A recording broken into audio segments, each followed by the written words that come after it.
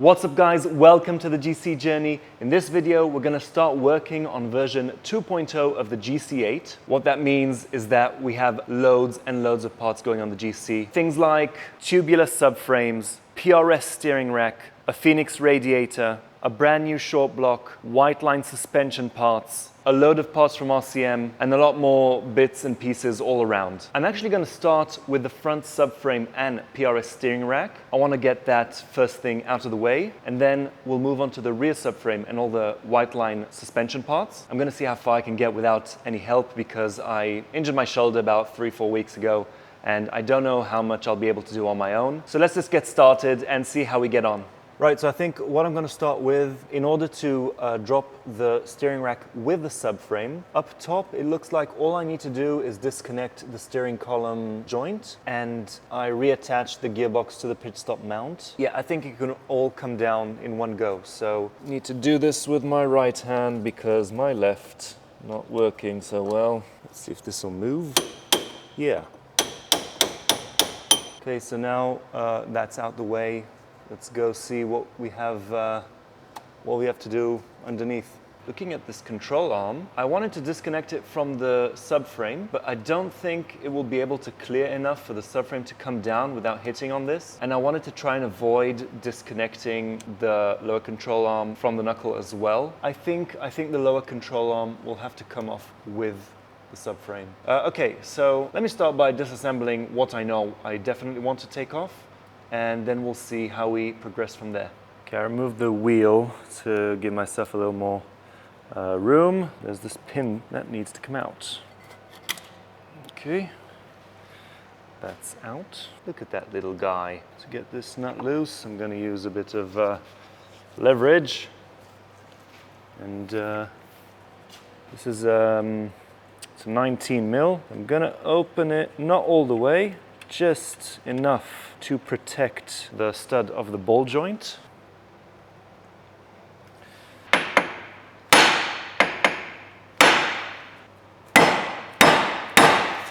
Okay, so after giving it a good one with the hammer, finally dropped. So I'm just gonna kind of return it to where it was. And we can take the nut out completely. So that's one tie rod end out. Good. Progress. Progress, everyone. I'll do the tie rod end on the other side, and then we'll raise the carp a bit, and then I'll do the ball joints on the control arms and disconnect the control arms from the chassis. Right-hand side tie rod end was easier to get out. Oh, because I'm experienced now. Voila. Come on, I know you want to get out. Yeah. Okay. Oh, that was easier. Will this be a problem? No. Doesn't feel like it will be. It's out. Okay. So the top one first. Blech. Okay. That wasn't too bad. Jesus. Filthy. That came out better. I think the only thing left are these nuts. So what I think I will do is lower the car down, put like a jack stand or something to grab onto this so I can lower this onto, and we'll undo the 4 nuts. And that should be it. Okay, so I put in a jack stand as centered as I could get it, and now I'll undo the nuts that hold the subframe to the chassis. I don't know if this is a good idea. I've never done this before. I'm hoping this will work. So we'll do it slowly because I'm by myself here, and if something falls on me, I don't want to die. Wish me luck. I have no idea what's going to happen. Wow, that's really in there. Okay. Plan B. So, breaker bar, extension pipe. Let's see how we go. That's really in there. Jesus. Could this break the studs? I'm scared. You know how it's always the last bolt that has to give you problems? So in this case, it is the 4 nuts. Holding the subframe to the chassis, tried using the impact gun, then I went over to the breaker bar with an extension. Feels like something's gonna snap. So I'm not quite sure what to do. I sprayed them with some lubricant that helps release the nuts. I'm not sure that's gonna be enough, but I'm gonna give it a few minutes to soak. And then I'll try again with the breaker bar. Shoulder's starting to send me signals that it's not enjoying this, but it's the last 4 nuts and then it all comes off. I really want to make it. I really want to succeed with this one, but I don't want to break anything. And I don't think I know that there's like a torch here somewhere to put heat into the bolts. I've never used one of those, so I don't know if I want today to be my first attempt. Well, again, I'm here by myself. There's no one to show me how to work with one of these. I don't know. You know, I'm being honest. I don't have experience with this, so that's why I'm gonna let them soak with the lubricant and then give it another try, hoping for the best. Attempt number 2. Hoping for the best here, fellas. Wish me luck. Shoulder. Sorry for swearing.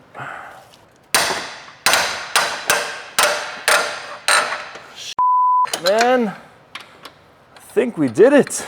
Let's have the impact gun do the work now. My shoulder wants to rest a bit. Okay. 1 nut is out. I'm starting to get excited, but I don't want to get my hopes up too much. Okay.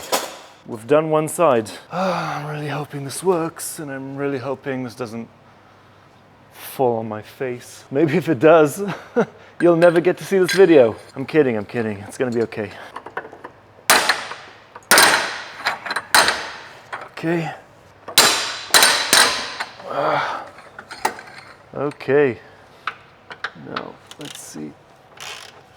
The subframe wants to go anywhere. Okay, well, I suppose just lowering the jack or raising the car.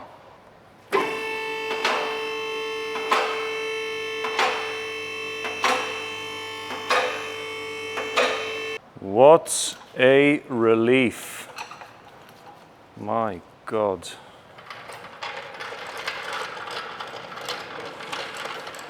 Okay, so new problem. Looking at everything now side by side, looking at the teeth on the new steering rack. So comparing it to my steering rack shaft, they're different. This has less thicker teeth. The new one has thinner teeth and more of them. So I'm guessing I'll either need to replace that or I will need to replace the steering rack. So I think it might be time to go home, have a rest, let my shoulder rest. I'll consult with my friends who have a lot more knowledge and experience than I do. And I think we'll pick up from where we left tomorrow morning with a verdict. I'll tell you what, I'll do what I can. So I'll attach the subframe because that's just 4 nuts, right? And it's on. And then we'll have, 1 thing checked off the list. It'll make me feel better that I'm going home not empty-handed. We'll put the subframe and control arms back on the GC. And so that way, tomorrow morning, we'll only have to deal with the steering rack and sway bar. So let's do that now, and then I'll go home. I need to fix my leaky gearbox as well. Bloody hell, so many things to do on this car.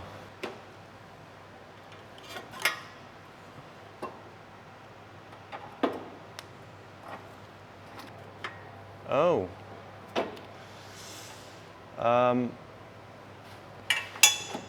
So currently seems that it's hitting on the gearbox. Very unfortunate. Very unfortunate. Sounded like Borat for a second there. Very unfortunate. I like you. Hello, my name is Borat. Okay, I had to disconnect the pitch stop mount bolt that goes to the gearbox. I had to raise the gearbox a bit. I was really leaning on the subframe. Tighten all the bolts of the subframe. It's now in place. And I put this rag here so that the gearbox is it's leaning on the subframe again, but I think for now I will get the control arms in. Yeah, I think that's about it for today. It's getting really late and I should probably get some sleep. Okay.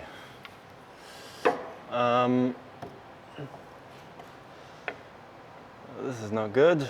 Looks like there's a lot of space for the bushing. Should be a snug fit, but it's not.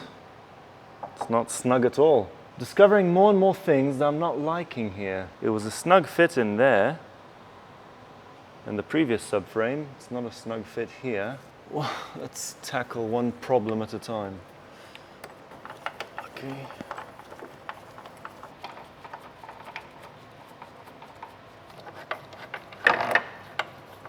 It's always got to be bittersweet, you know? You get one thing that goes right and then two things that don't. I don't know if it's always like this when modifying a car. Is it always going to be that some things just need custom work and some things will fit perfectly? I don't know. Really don't know. Okay, so it's now midnight, and I'm not very efficient. Not very efficient at midnight. So I think that enough for today, and let's continue tomorrow.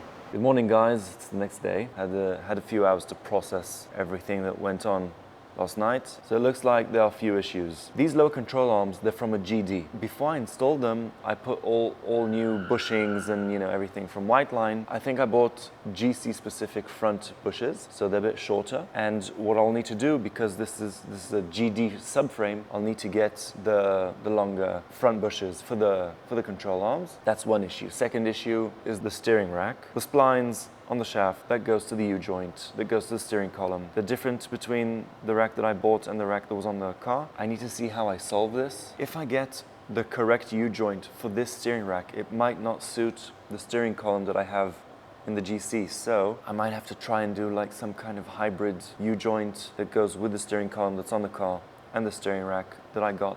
Because ordering a new steering rack, having it shipped, and finding a buyer for this one, don't have time for that, unfortunately. And I would like to move forward. In the meantime, what I would like to do is move to the rear and do the rear subframe with the Whiteline lateral arms. I'm scared.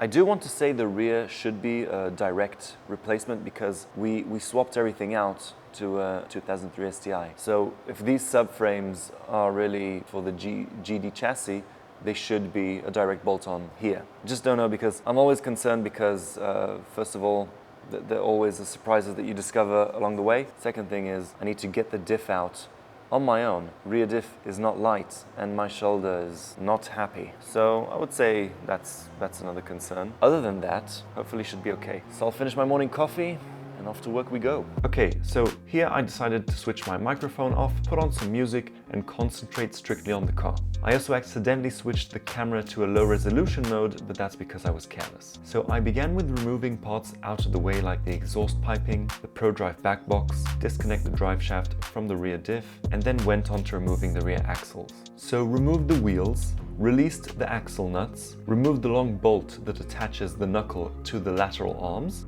and then the rear axles were free to be removed. In the beginning, I had a thought to remove the entire rear out as one unit with the diff, but after scratching my head for a bit, I decided it would be better to first remove the diff and then the subframe. So used the pole to support the diff, removed the bracket that mounts the diff to the T-bar, removed the studs from the rear diff, and then lowered the diff to a height that I was able to lift it from and set it on the ground. Once the hard part was over, lowered the car, put a floor jack to support the subframe, released the 4 bolts mounting the subframe to the chassis, and that was the rear subframe done. Excited, I then tried fitting the new tubular subframe, only to discover new problems. Because why should anything in my life be easy? Okay, so fitting the new subframe, we have 2 issues. First of all, the bolts are too long. So I've reached the end of the thread and there's loads of bolt left.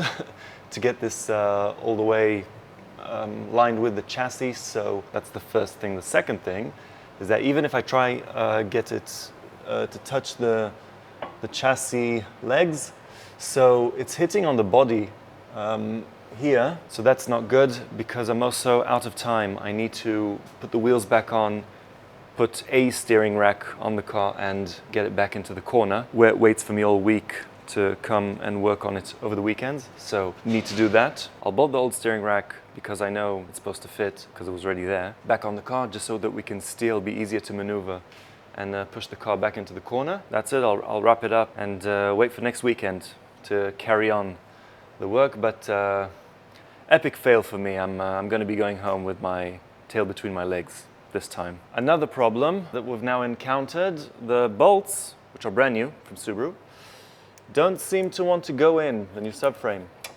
They're not going in. I don't know why. This is just turning out to be not my day. I'm not happy, I can tell you that. Okay, we are on to day 3, and I have a friend coming over who's going to try and help me fit everything in the front and in the rear. If we can't get the new tubular subframes to fit, then we'll toss back all the old stuff, all the old subframes, we'll toss them back on because I need by the end of today to have the car back in the corner of the shop. The car needs to be stored in the corner during the week when I'm not here working on it, because this is a shop and it does work during the week. In any case, whatever we manage to do today and whatever we don't, then I will carry on next week with whatever progress I can make. So anyway, day number 3, fingers crossed that we make some progress, significant progress, and so hopefully all goes well. So, starting with the rear. The first job my friend tackled was removing the support piece that the subframe was hitting on. This required grinding it down, drilling out the spot welds, cutting away some material, and finally peeling it off. He then added that thick, sound-deadening, anti-stone flexible paint thingy to match the rest of the underside, and that was the first job done.